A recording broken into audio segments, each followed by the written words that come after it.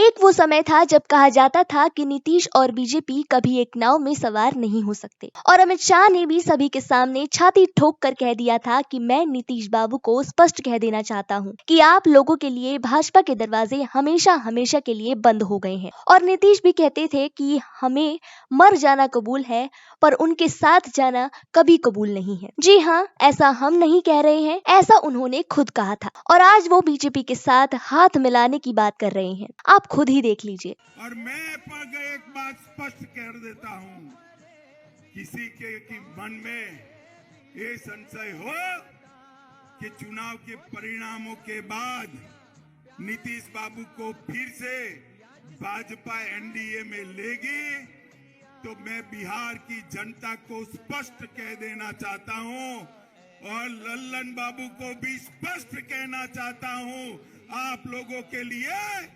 भाजपा के दरवाजे हमेशा के लिए बंद हो चुके हैं। मर जाना कबूल है, उनके साथ जाना हमको कभी कबूल नहीं है। यह अच्छी तरह जान लीजिए, समझ लीजिए, सब बोगस बात है।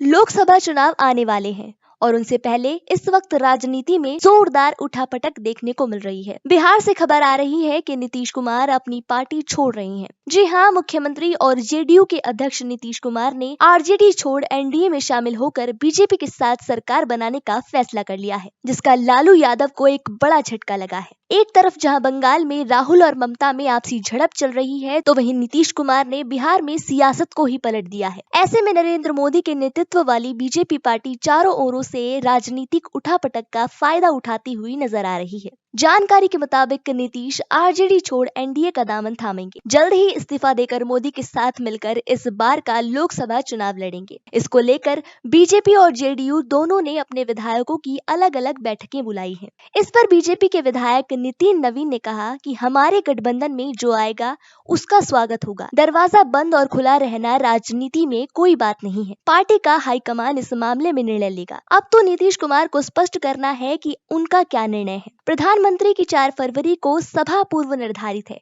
जो होकर रहेगी। रही बात नीतीश कुमार की, तो वह उसमें शामिल होंगे या नहीं, ये समय बताएगा। अब ऐसे में सवाल उठता है कि आखिर नीतीश कुमार ने अपने अलायंस के खिलाफ इतना गहरा रुख क्यों मोड़ा? नीतीश कुमार आखिर अपना अलायंस क्यों बदल रहे हैं और क्यों उन्होंने एनडीए को चुना?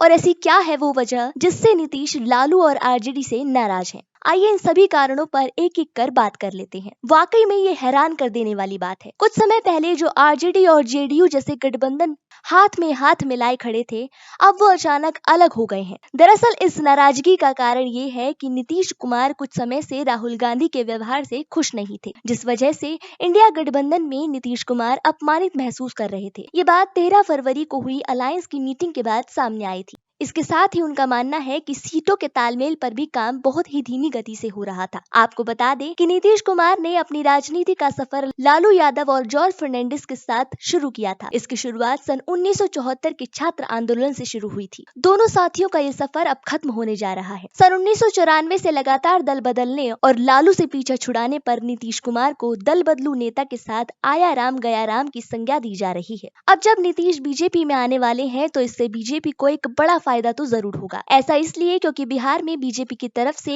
कोई बड़ा चेहरा नहीं था और ना ही आज है। अब नीतीश कुमार के आने से पार्टी को एक बड़ा चेहरा मिल जाएगा। अब देखना ये होगा कि आने वाले 24 घंटे में नीतीश कुमार की तरफ से क्या बड़ा फैसला लिया जाता है।